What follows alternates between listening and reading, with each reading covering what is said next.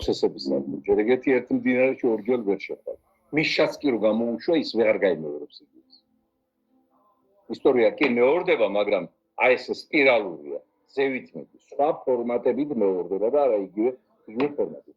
მეორე, ახლა 2003-ში სხვა შიდა და გეოპოლიტიკური ვითარება იყო ჩამოყალიბებული. და რა ვითარება იყო ის? პუტინი იწყებდა რუსეთის იმპერიის აღდგენას, მოდიფიკაციას. ამისათვის მას სჭირდებოდა აუცილებლად დასჯა იმ პერსონებისა, ვინც ასოცირდა საბჭოთა კავშირის დაშლასთან. და ყველაზე აქტიურად გორბაჩოვზე აქტიურად ამ დაშლასთან ასოცირდებოდა ედუარდ შევარდნაძე.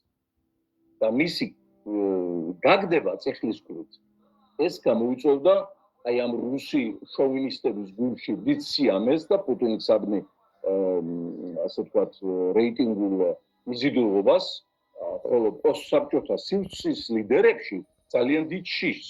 თუ იგივე დაგვიმართება ჩვენს, თუ არ ვიქნებით ჩვენ მოსკოვში.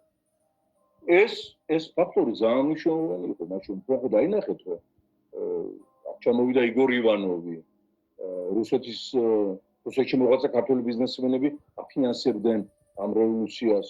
თვითონ ბიძინა ივანიშვილი პუტინის დავლებით აფინანსებდა ამ რევოლუციას, ახლა რომ არაფერ შუაში რომ ქალიშვილებს. ისი მოწყობილია თვითონ განაცხადა, რომ სოროსი კი არა, მე ვიყავი სოროსი და ის სოროს გადაუბრალეთ საწყად. ხო?